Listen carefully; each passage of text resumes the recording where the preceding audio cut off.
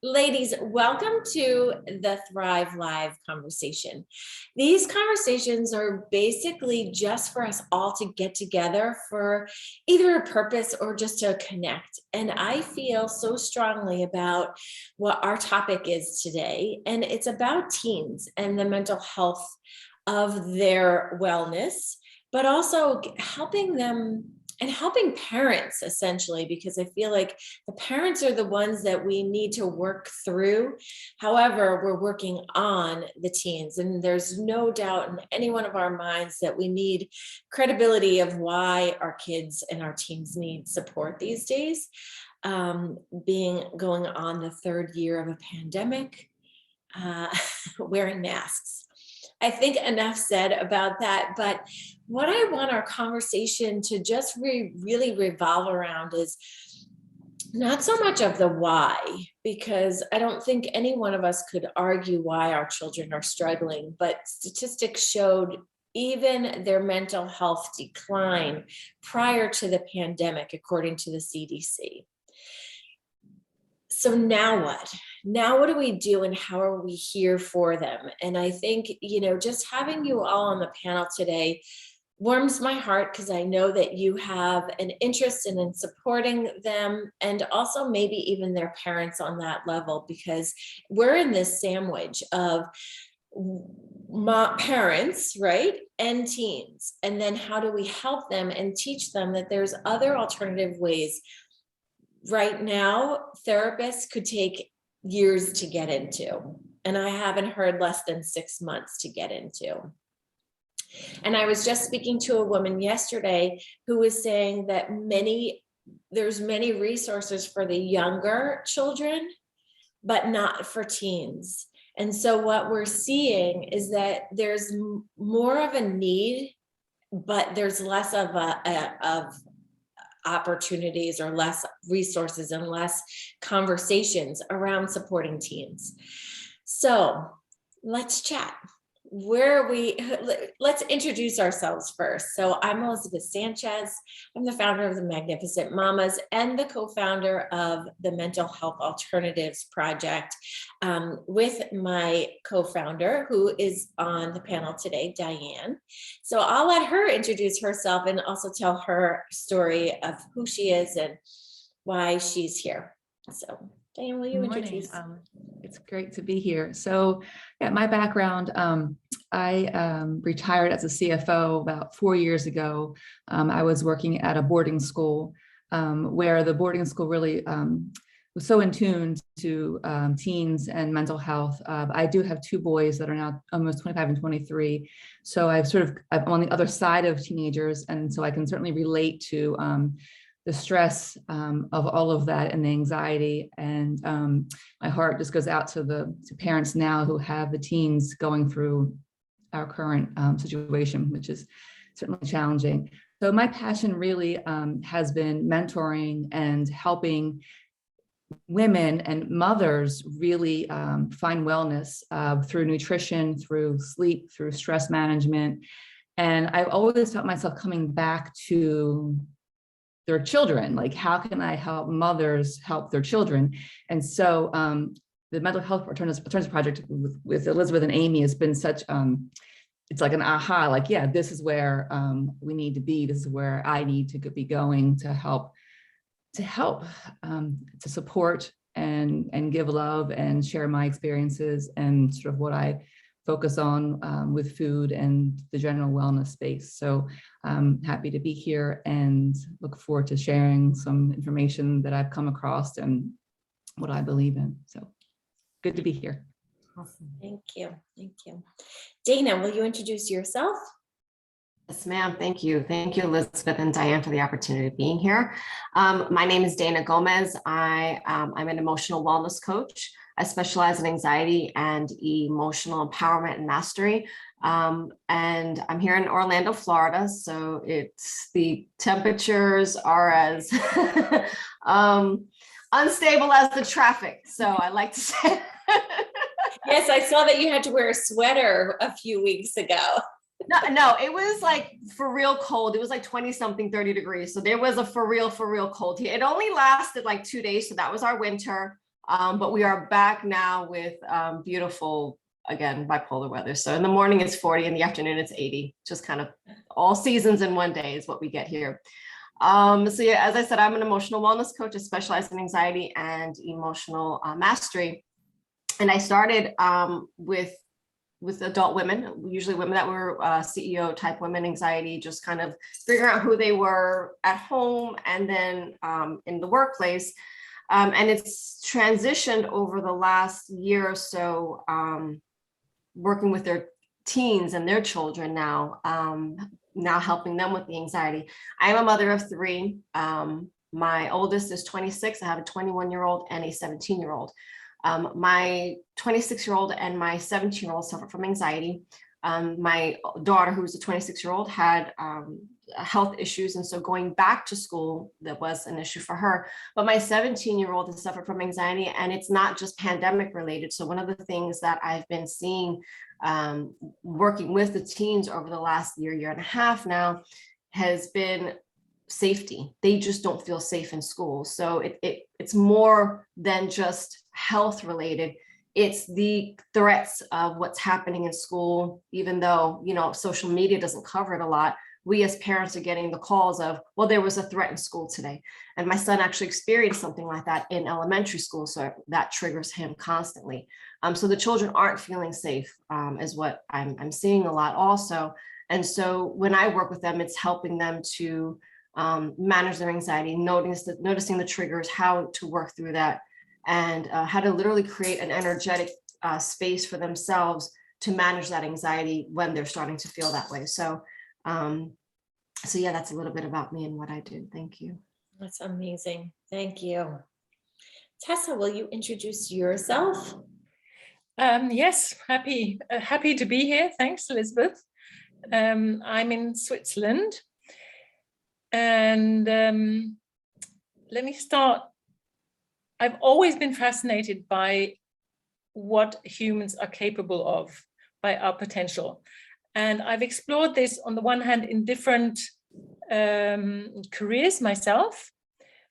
One of them, my first one, was as a classical musician performing on stage. What a lot of people don't know is that it's a very high stress level profession. It was classed as more stressful than being a pilot. Wow. So that gives you an indication. So I started very early on to get into mind techniques, mental techniques, meditation techniques, relaxation techniques, to be able to perform at that very high level internationally.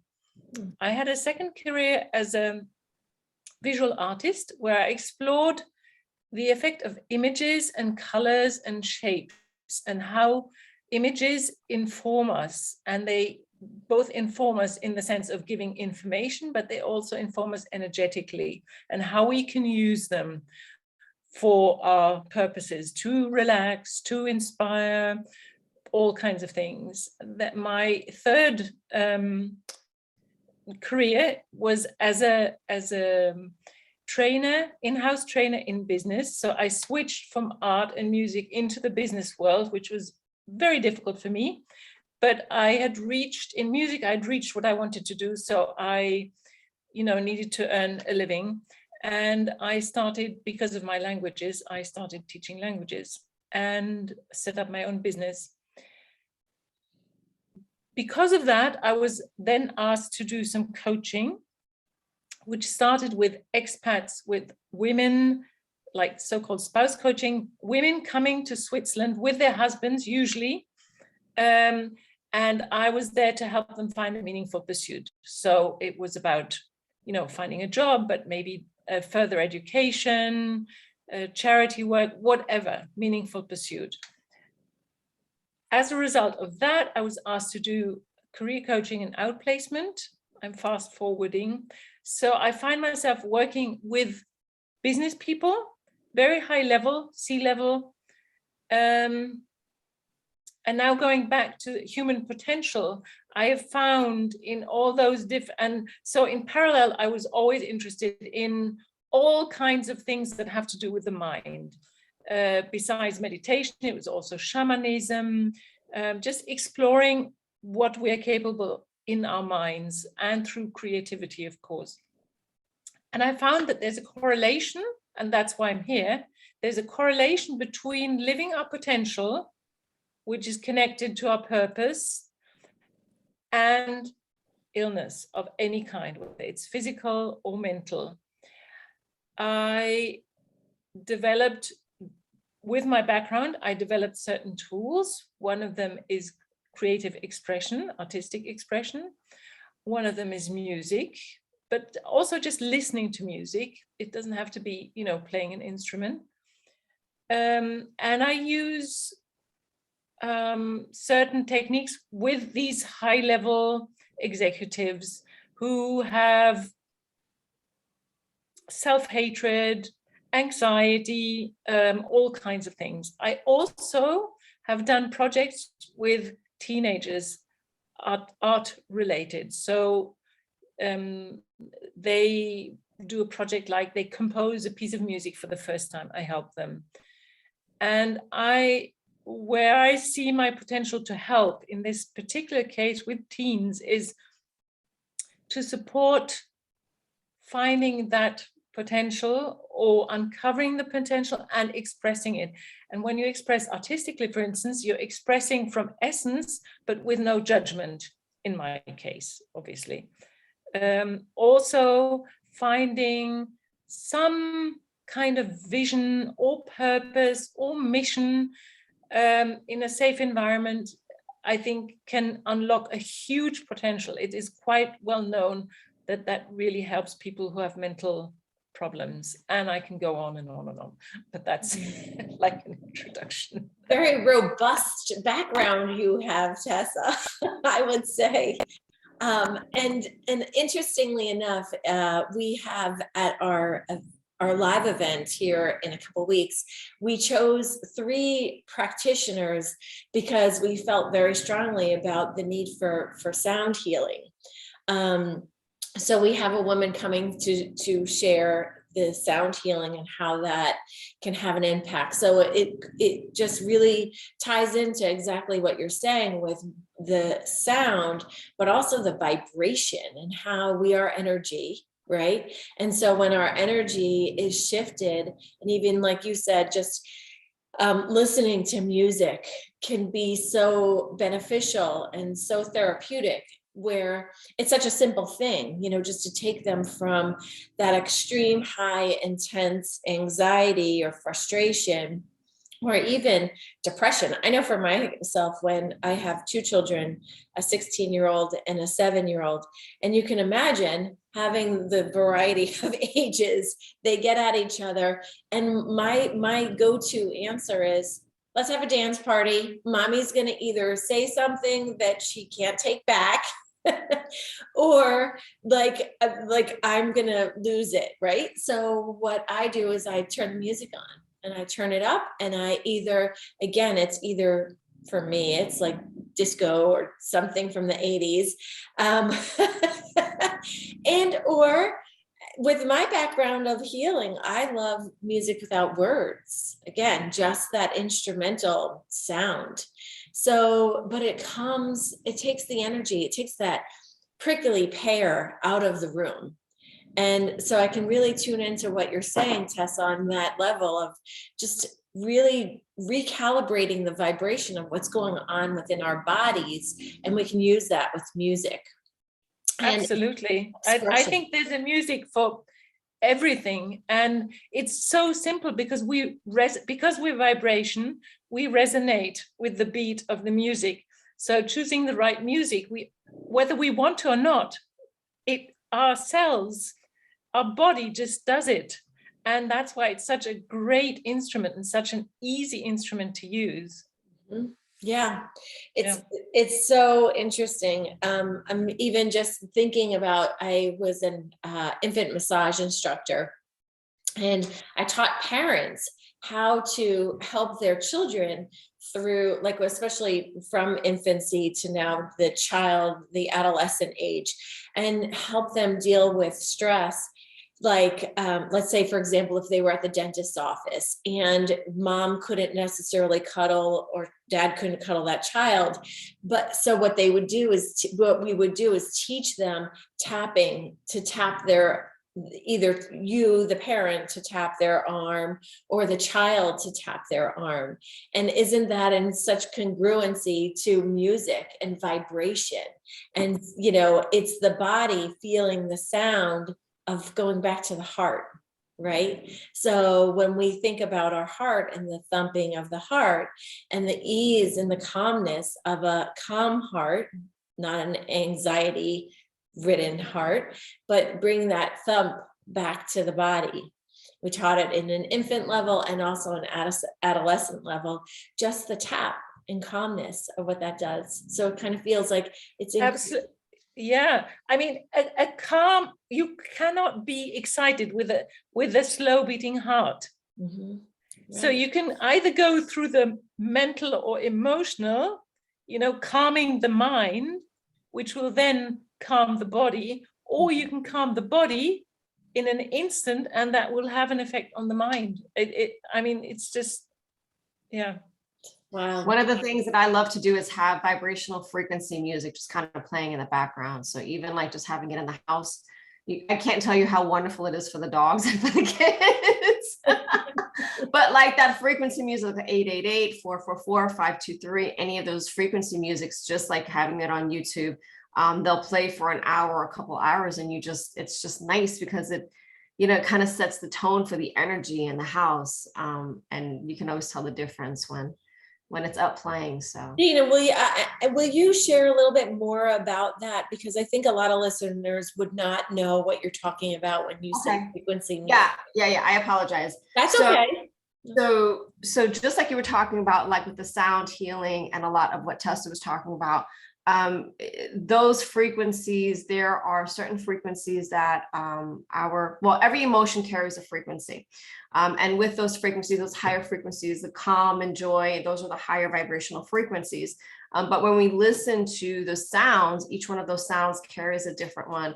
They have like angelic frequencies if you're into like kind of spiritual music and things like that. But all of those, the beating of the drum, right, the sound bowls, all of those carry certain frequencies. And as we listen to them, our bodies are absorbing all of those frequencies. And just like Tessa says, so when our bodies absorb it and it goes into our heart center, it also helps with the brain waves, and it helps to keep us nice and calm and more relaxed and in tune.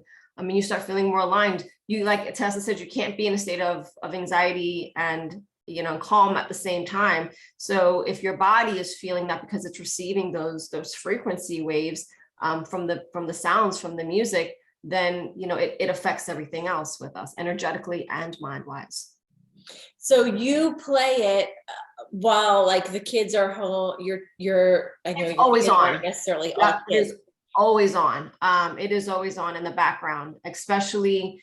So one of my older pup, he has severe anxiety when it comes to like storms or fireworks or anything. So I actually have to put him in my bathroom with the vent on, with like his music, his meditation music, because of the acoustics, just to keep him in a calmer state. But yeah, I mean, I always have the frequency music playing, and especially like when I'm doing my meditations with my sessions, if I'm doing them through Zoom, just enough to keep me kind of aligned, because I'm it's go, go, go, but it really just kind of helps to keep me balanced. I love classical music, so I love Bach. That's one of my favorites. But when I'm doing this, it really kind of helps to keep me aligned and the energy just in the house in a really nice, even keel tone.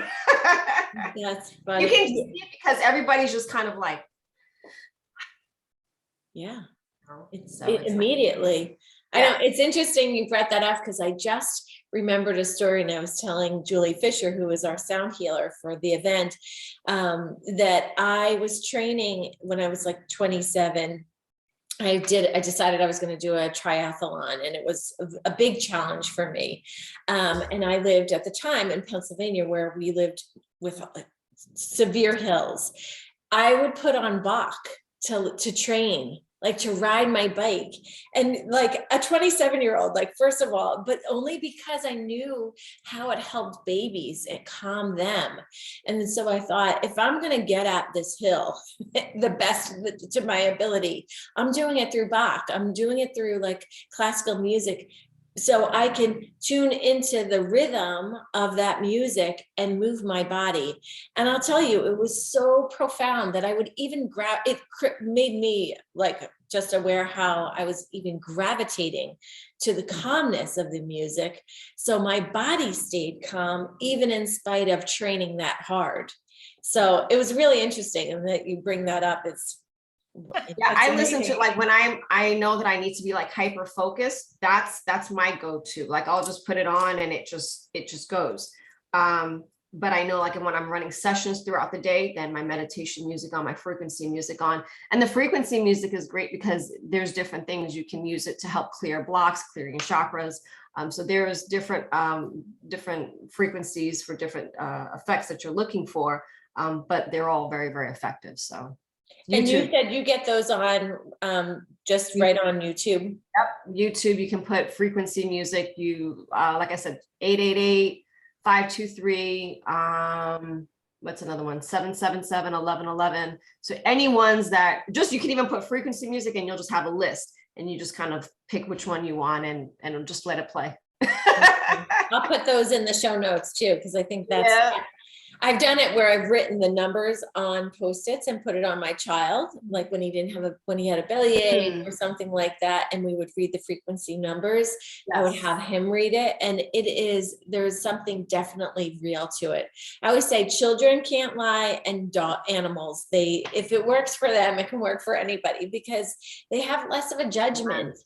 And they're looking to accomplish and achieve whatever it is that their desire is. So, for example, my son didn't want to have a bellyache, so he would do whatever it took to get rid of that bellyache, and it worked. So I love the number and the frequency thing. So,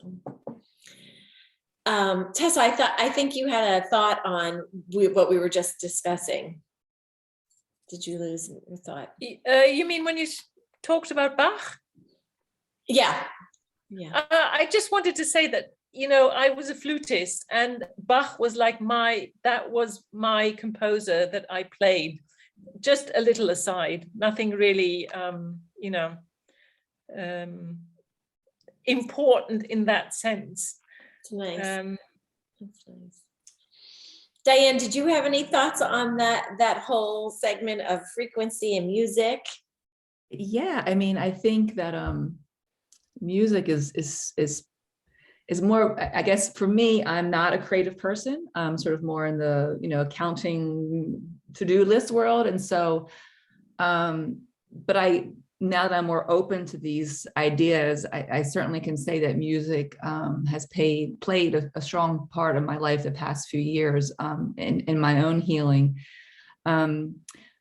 So yeah, I'm in tune to the frequency music which is sort of new to me, and I guess I was hoping for you to sort of share an example, which I think you have now with the YouTube and just tuning in to, if you could recommend one thing for someone who's feeling anxious to calm down. I think we're always looking for some like quick little nuggets to share with teens and parents, and so I think I was looking for more of an exact thing, which I think you've shared the YouTube frequencies, these 888 numbers and 523, those. So I think that's great to sort of go out there and begin to experiment, because not everybody is open, not open, but aware of this impact. So yeah, I definitely, to me, music is turning on, Pandora in the living room and jumping around the house party music, or when I need to move the energy, and definitely I know depending on what I've got on in the background definitely affects the mood in our space. So yeah, just being aware and tuning into that, it's great.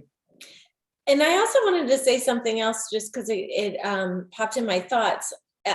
I would teach, especially my older one who does struggle with anxiety, and he would get into a lot of trouble at school each day. I will say he's outgrown that, but when he would come home and he would be very amped up, one of the things that I would teach is for him to draw out the figure 8. to write it like in scribbles, just writing the figure 8, which was very calming. And also, if just a side note or a tip to that, if you're out and about and you and your child are struggling with anxiety, just drawing the figure 8 on your body, if you think about it, it's the DNA sign. So it really helps to recalibrate the body to tune into calming the system down and bringing that peace back into the body. So just drawing it on the back of your hand or on your chest or on your leg. It doesn't have to be anything that's like, embarrassing. And especially with teens, they don't want to do anything that's going to draw attention to themselves. So I know like a lot of my son, Jake, moves his leg or taps his leg and there's this anxiety. So a lot of times I will teach him like, okay, I see that your leg is in high frequency movement. How about you slowly tap your leg, tap your hand on your leg, just becoming aware of your body or what's going on in your body, or just hold your hand onto your heart, right? And just really noticing for him, teaching him to notice the body's communication, to say, oh, something's going on. He's a nail biter too. So oftentimes I'll say, which it does make me crazy that he does it, but I'm trying to not be that mom, but to say, hey, I noticed that you're chewing your nails. Are you anxious about something, or is there something on your mind? Again, bringing the awareness to the action. And to let him know that I see it, but I want him to see it more than I'm making fun of it or poking at it. But to say, okay, are you feeling anxious? And then allowing him to really explore and identify what is going on. I'm taking him to school. So of course that's going to be an anxiety ridden thing for somebody who has social anxiety. He's thinking, what am I going to go into, or who am I going to have a conversation with, or whatever? How am I going to make my class laugh today? That's his go-to method, and it's his survival. He likes to be that jokester, so he's looking for a way to make people laugh, and there's nothing wrong with that. However, it's an anxiety, right? For many of us. Right. There's a time and a place for that. I think what I've learned is that even as adults, but kids mostly, they're just trying to figure out a way to stop that feeling of the anxiety. So with my son, he would constantly go to the bathroom and wash his hands and put water on his neck. This was before we even knew what was really happening. But I would constantly get, your son's going to the bathroom. He's late because he's going to the bathroom. I'm like, what's going on? Why are you going to the bathroom? I'm like, why are you constantly in the bathroom? And he was like, I just need to put the cold water. So he was finding relief, which was I was like, okay, well, that's water therapy. I know what you're doing, and figure that part out. But I think very instinctively, they try to find something, gravitate to something that feels good. Like Elizabeth, you're talking about your son with the nail biting. So he's just trying to figure out a way. So what we do is we just say, okay, well, let's do something so that you're not biting your nails, right? You're not constantly running to the bathroom when it's not appropriate. You're disrupting the class. So what can you do? And a lot of times it's like the breathing, and like you said, the drawing of a certain number or a certain symbol. So I teach them how to, work with certain symbols and stuff. And that way they can, have that safety and that security. And even just kind of like just quietly creating that energy field around them, that energy bubble, which now, they start feeling safer. So, yeah, I just find that interesting that they just very organically just try to gravitate to something that I just want to feel better right now, whatever that looks like. So, and I think that that's the biggest thing right now that we need to realize is like they're looking for ways, they're looking for solutions, and they're also seeking who they are in this developmental stage. So they're seeking what their body's needs, what their emotional and mental needs are. But then the world, a lot of it, we're putting on masks. You're not allowed to have feelings. Shut down those feelings. So although they're in this developmental stage of seeking, now with this pandemic of like, don't look at me, right? Well, when somebody puts their hands over their mouths, that's that indication of like, I don't want you to hear me, right? So now we're giving them this tool to shut themselves down. So Yeah. again, this could be something that we could discuss deeper or argue, and it's just an emotional attachment. So now what this unveiling of their faces, right? So they get to, and they have to now step up. So part of me worries about the child that liked having the mask on. It felt comfortable for that child who may have been an introvert, now has to reveal and also step into their voice, right? Because a lot of us, I mean, I work with adults who have shut down their throats, their throat chakra, and they don't speak, or they're not clear on the words that they're using. So we're shutting their emotional system down with all the things that we've needed to keep them safe. But now what, right? So it's an interesting aspect to help unwind or reverse, and now allow them to step into who they are and be able to teach them that their voice matters, right? I think you said something that in my work, whether with teenagers or adults, is really, really important.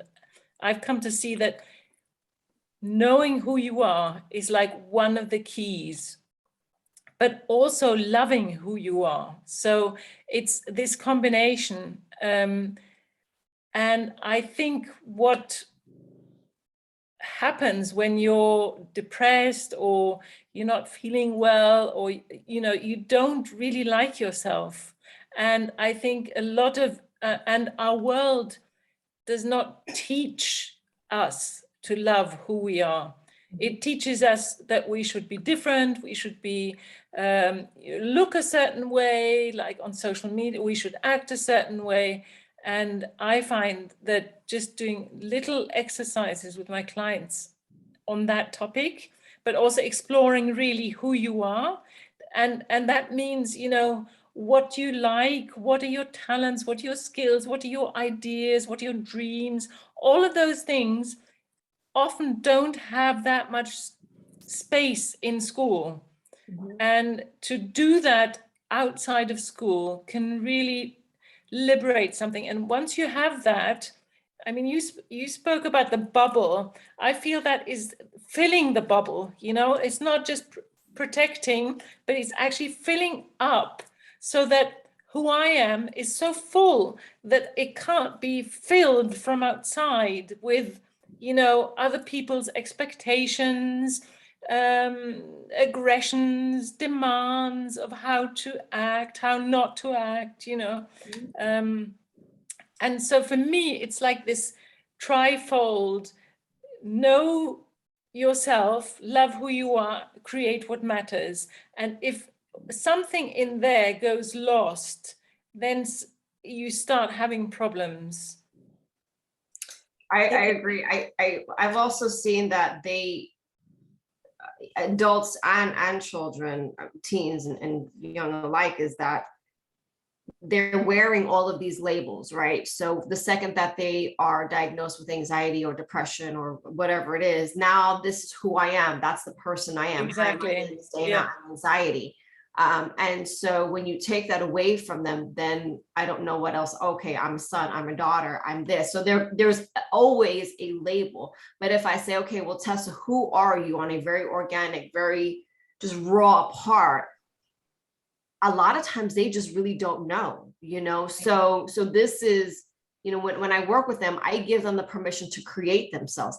And I like using, for my older ones, I like using the movie, The Runaway Bride. So remember, I don't know if anybody's ever seen The Runaway Bride. Well, Julia Roberts in that movie, she was, leaving all these husbands, but every person that, they had interviewed that was an ex-husband or an ex, fiance, she liked a different kind of egg. So I always say, find out the kind of eggs you like. Because that tells you who you are, right? Because when I'm with mom, I like scrambled eggs, but divorced child. When I'm with dad, now I like my eggs fried. When I'm with grandma, I like this. So you're constantly reinventing yourself to be with all of these different peoples. When I'm home, I'm like this. When I'm at school, I'm like this. When I'm working out, I'm like this.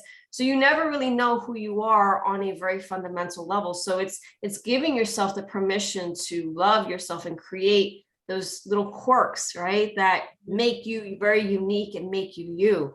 But yeah, so I definitely see that, and I love that, you know, we now have the opportunity with our community to be able to give that to the younger generation also. So Yeah.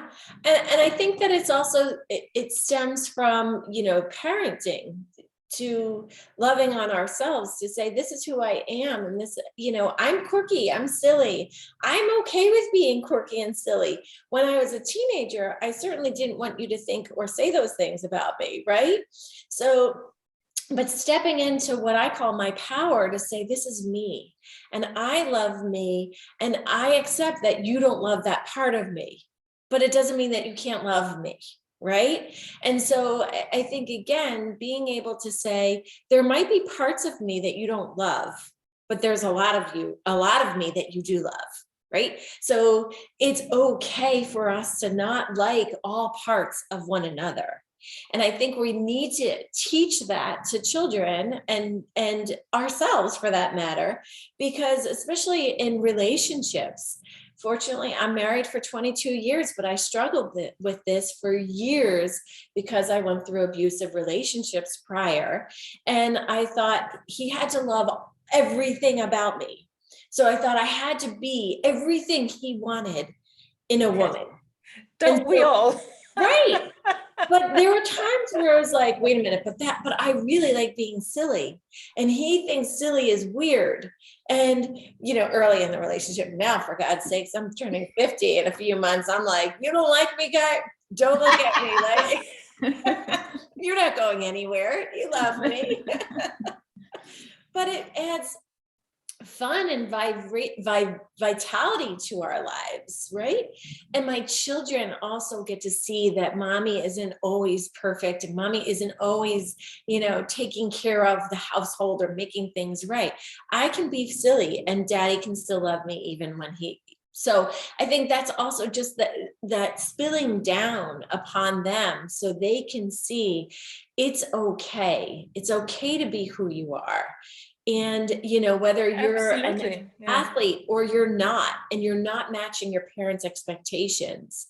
And I think this is also a struggle for parenting as well as teens, to say, I'm not going in the path that my parents wanted me to be. That's it right there. That's huge. Yeah. Mm-hmm. That is. But if you love yourself enough as a parent, then I think you can love your child for who they are as well. That's the point. Absolutely. But it's a shakeup, you know, it's a shakeup for you to say, oh my goodness, my child is not doing what I think they should be doing, right? And then Yes, also because empowering that child to do what that child feels best doing, because they're in their I think because parents define themselves also through their children. Mm-hmm. So it's being comfortable with who you are, with your own essence, and, you know, not defining yourself through having brilliant kids, you know, who are good at sports and music and I don't know what, you know. But if I'm fine with myself the way I am, yeah. But I also see that parents are defining themselves according to their parents, right? To what they, and even still in 40s and 50s, they're still very much defining what mommy and what daddy and what grandma thought of me. And so now that's spilling over into that new generation of their kids. So they're, you know, now reconditioning themselves off of what they were learned, you know, what they learned as children and what they learned growing up. So now they're working on loving themselves even later on in life, which I think is absolutely beautiful and huge, right? So the fact that you're giving yourself that space to do that, and of course wanting to do better for your children, but I see a lot of that so much. It's not just, you know, this is happening with my kid, but I'm also going through this because because I see it now. Like I see it because my kid's going through it, but wait a minute. I see a lot of that myself.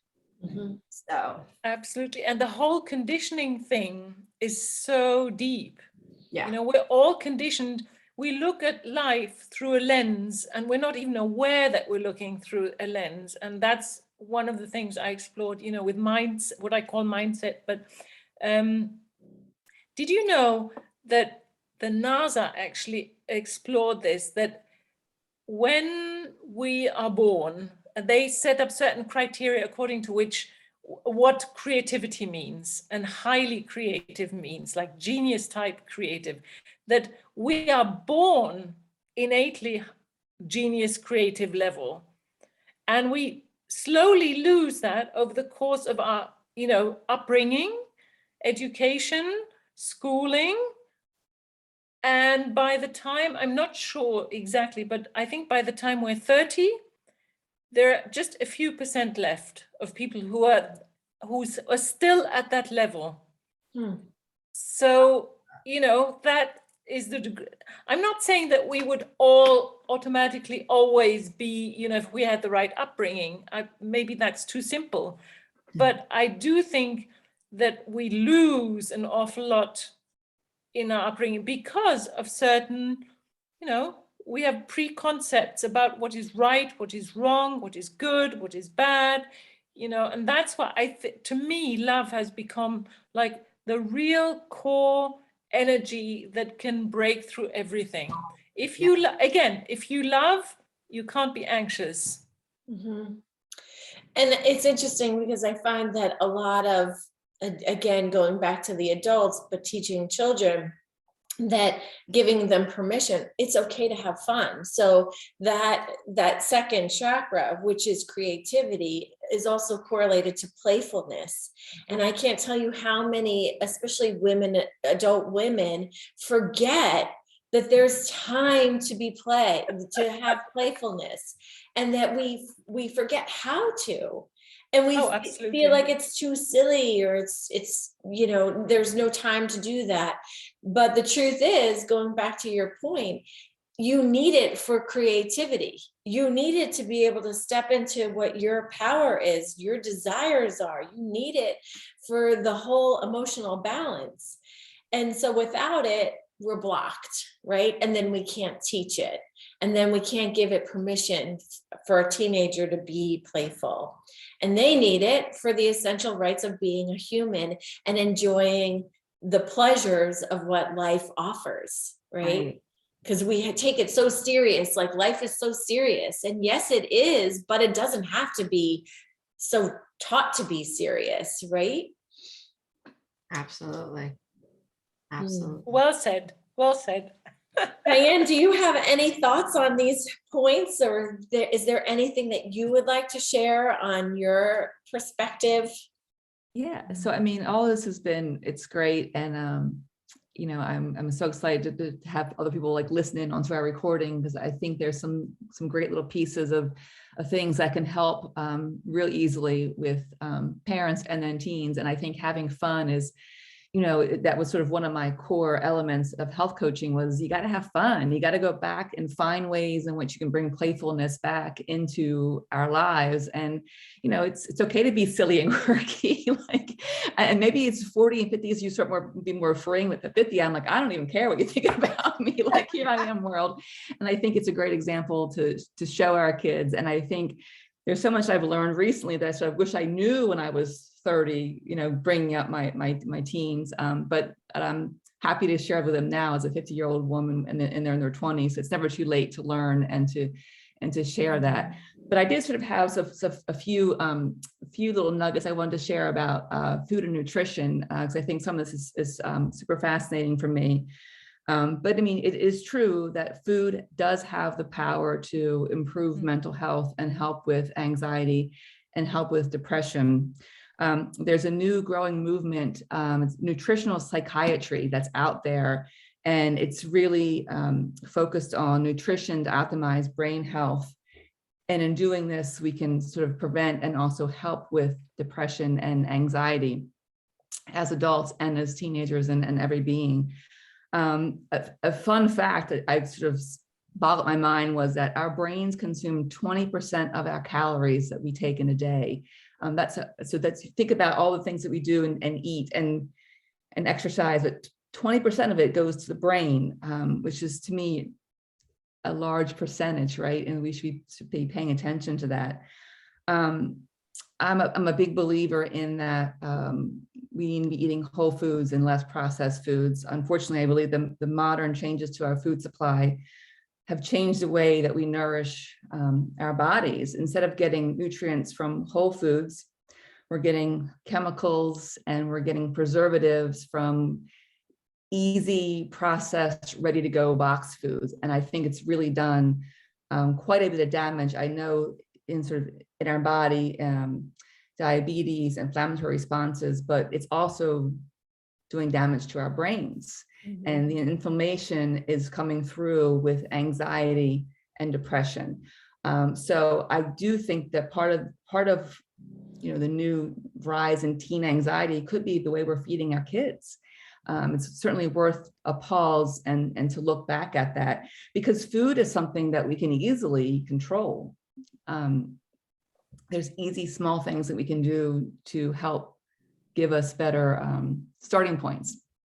And so, I wrote down a couple of little categories, again, to being able to help parents walk away with some tactical information to use.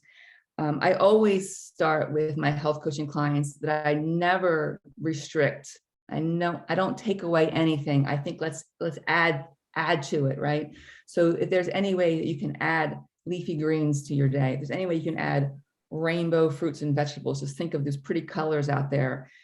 Seafood, nuts and seeds, maybe nuts and seeds instead of, or in addition to chips and pretzel, like add that into a sort of a salty treat. Meat and eggs and dairy. So again, finding ways to add some whole food nutrients that can nourish our brains and our bodies is a big place to start. And something that's sort of overlooked, but to me, it's the obvious one, is water. Let's try to add more water and hydration to our worlds. And maybe we would drink more water, we would drink less sugary, all those crazy drinks that are out there that just sort of scare me with all the chemicals that are in there. And, I like to come from a place of love and abundance. So adding more, never restricting, never taking away.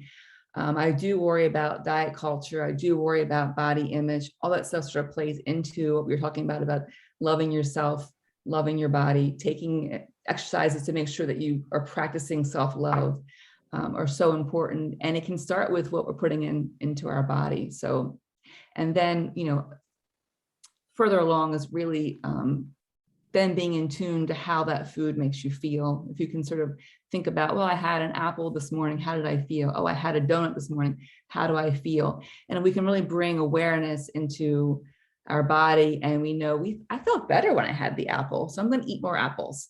It's just sort of, that's going along the process. So that's my thoughts. I'd like to second that. Can I just say something? I think that is so good and so important what you've said, all of it, the loving part and the adding. And I don't know if our listeners actually realize that modern science has found that our guts are actually brains, okay? So if you think of our guts as brains, it means if I nourish my gut brain properly, I can use it as a brain. And this brain is here to help me react instinctively, to know what is good for me, what is bad for me. Now, if I fill it up with stuff that just clogs it up, it can't do its job. So if I nourish it and give it vital support, it'll tell me, oh, I'd better not go in there right now. It just doesn't feel right, for instance.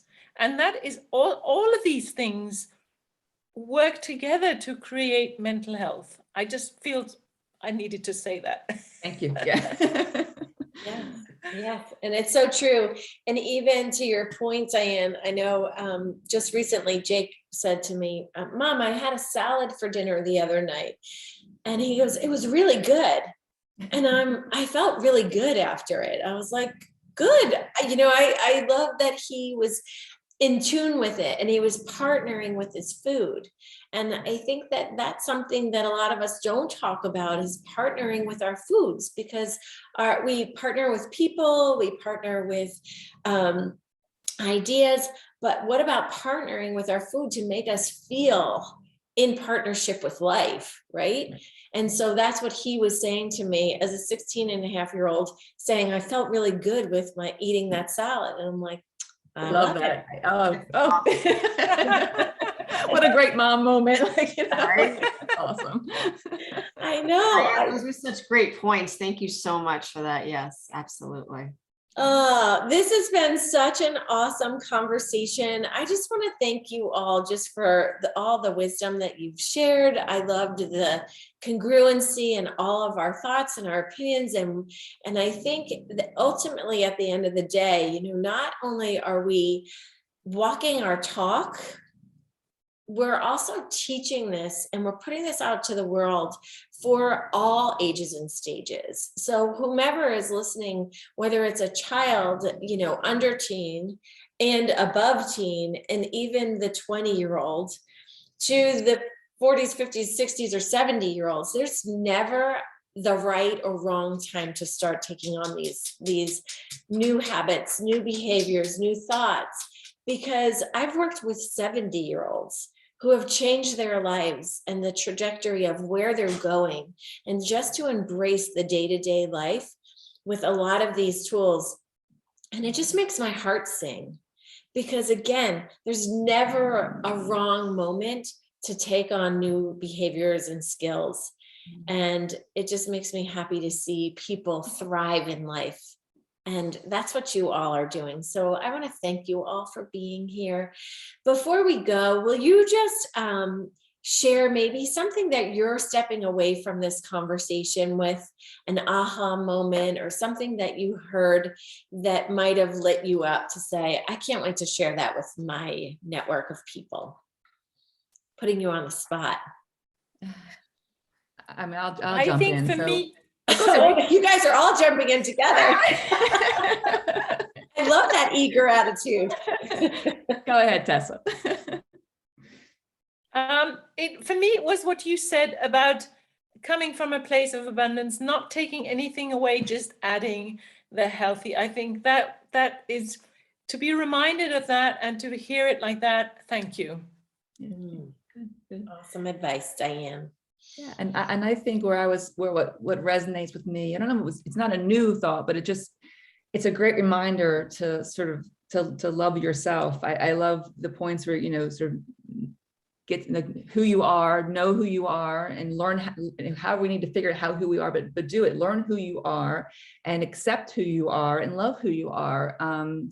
All the quirks are not quirks, and I think it's probably a hard lesson for adults and teens, but I think it's such an important one. And I think if we're out there being our quirking, loving selves and showing other women and teens that it's okay to be that way, I think that's powerful. And so I want to, spend the rest of my day showing my true quirky self and sharing love and light.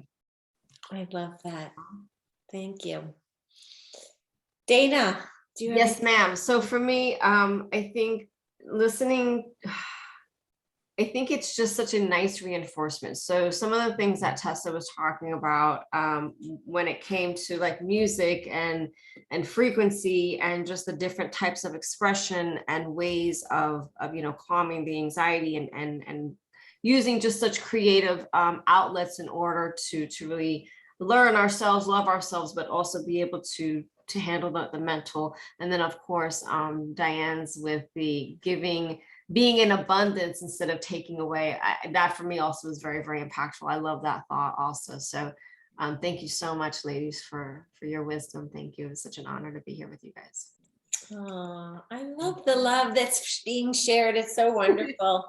So I will be sure to put all of your links. If you want to just share with us where we can find you in these last few seconds, where are you?